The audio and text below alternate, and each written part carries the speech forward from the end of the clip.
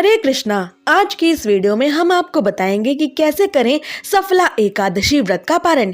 क्या होगा सफला एकादशी व्रत को खोलने का सही समय और सही तरीका, क्या होगी सफला एकादशी व्रत को खोलने की पूरी पूजा विधि और एकादशी व्रत को खोलते समय क्या गलतियां आपको भूल से भी नहीं करनी है।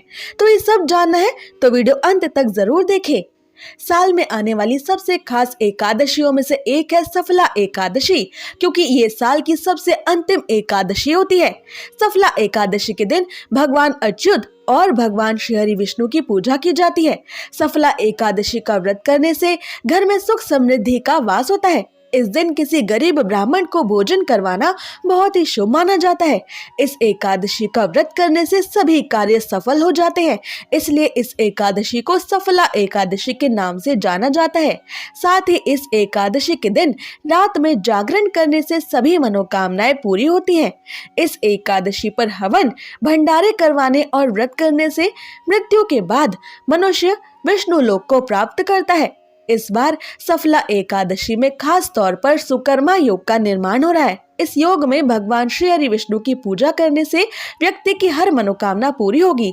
सुकर्मा योग का समापन सफला एकादशी को रात 10:24 पर होगा। इस योग के अलावा दुर्लभ शिववास योग का भी इस दिन योग बन रहा है। इस दिन देवों के देव महादेव कैलाश पर मां पार्वती के साथ विराजमान होंगे। इस समय में भगवान विष्णु और मां लक्ष्मी की पूजा करने से व्यक्ति की हर मनोकामना पूरी होगी, साथ ही सुख और सौभाग्य की वृद्धि होगी। इस दिन विजय मुहूर्त भी है, जो दोपहर 2:05 से दोपहर 2:47 तक रहेगा और गोधूली बेला शाम 5:29 से 5:57 तक रहेगी और निशिता मुहूर्त रात 11:55 से 12:49 तक रहेगा।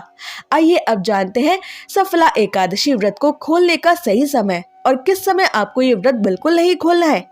एकादशी व्रत खोलने के लिए पहले एकादशी की तिथि का समाप्त होना बेहद जरूरी है।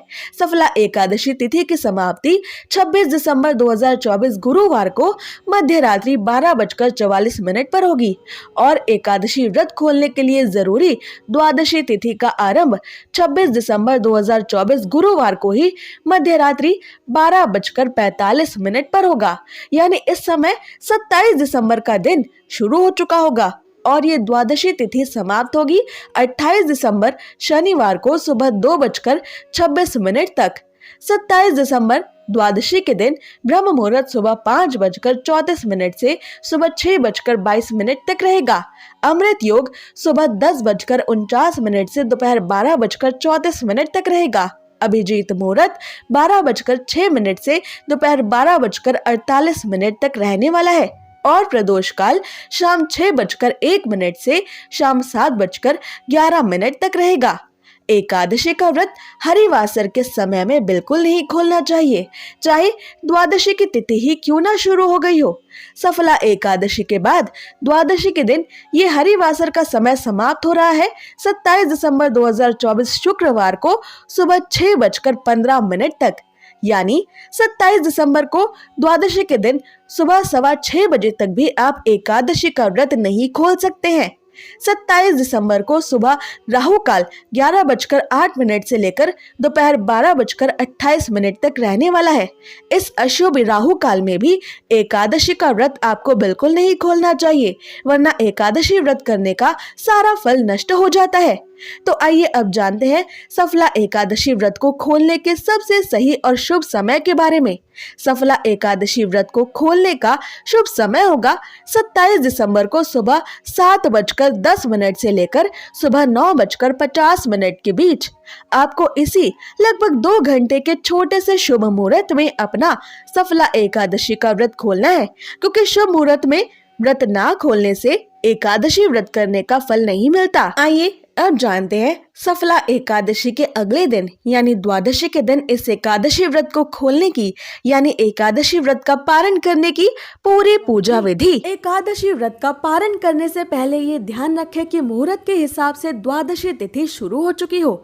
अगर द्वादशी तिथि सूर्योदय से पहले ही समाप्त हो गई हो तो एकादशी व्रत का पारण सूर्योदय के बाद करें। इस बात का खास ख्याल रखें कि द्वादशी तिथि के अंदर ही पारण ना करना पाप करने के समान होता है। इसलिए द्वादशी तिथि के शुभ मुहूर्त के अंतर्गत ही एकादशी व्रत का पारण करें, तभी आपको एकादशी व्रत का पुण्य मिलेगा, अन्यथा आपका एकादशी का व्रत मान्य नहीं होगा। एकादशी व्रत का पारण समय सुबह यानी प्रातः काल का ही होता है। व्रत करने वाले श्रद्धालुओं को मध्याह्न यानी शाम के दौरान व्रत को तोड़ने से बचना चाहिए। अगर किसी कारण से कोई प्रातः काल में पारण नहीं कर पाया है तो उसे फिर मध्याह्न यानी शाम के बाद ही एकादशी के व्रत का पारण करना चाहिए। एकादशी के अगले दिन सुबह जल्दी उठकर पहले स्नान करके तुलसी देवी को जल अर्पित करें, क्योंकि गर्मी के समय में पूरे दिन बिना जल के रहने से तुलसी देवी सूख सकती हैं और एकादशी की 2 तिथियों पर तुलसी देवी को जल नहीं दिया जाता। इसलिए द्वादशी की तिथि पर सबसे पहले तुलसी देवी को जल देना आवश्यक है। फिर तुलसी महारानी को फूल चढ़ाएं और उनकी आरती करें। आरती करके उनकी 7 बार परिक्रमा करें। तुलसी देवी की रोज परिक्रमा करने वाले मनुष्य को कभी भी यमराज के दर्शन नहीं करने पड़ते। और अब विष्णु जी की पूजा के लिए तुलसी देवी के कुछ पत्ते ले लें। अब भगवान विष्णु को स्नान करवा के उनका पीले वस्त्रों से श्रृंगार करें, उनको पीले फूल और तुलसी पत्र चढ़ाएं।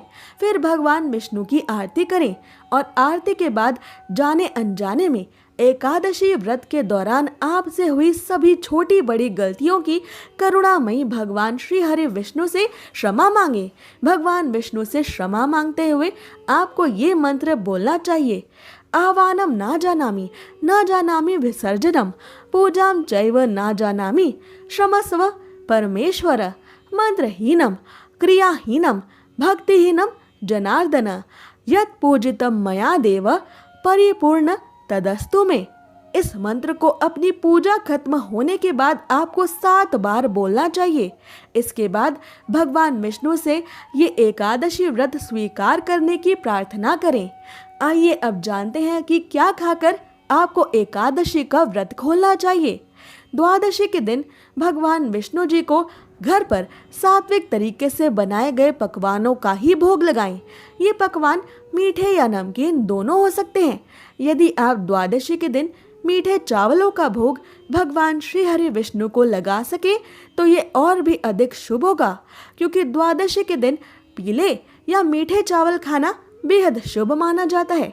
एकादशी के व्रत में चावल खाने पर रोक होती है, इसलिए द्वादशी व्रत को खोलते समय चावल खाकर ही व्रत खोलने का नियम है।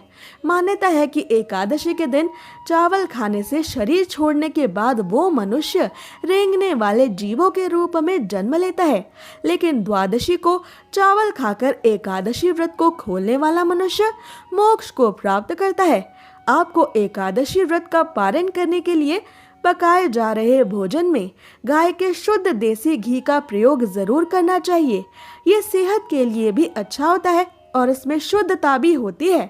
आंवले के पेड़ पर भगवान श्री हरि विष्णु का वास होता है, इस कारण आंवले का भी एकादशी के व्रत में विशेष महत्व माना गया है। इसलिए एकादशी व्रत का पारण करने के दौरान आप आंवला भी खा सकते हैं। आंवला खाकर एकादशी व्रत खोलना भी बहुत शुभ होगा। इससे आपको अखंड सौभाग्य, निरोगी स्वस्थ शरीर और संतान सुख की प्राप्ति होती है।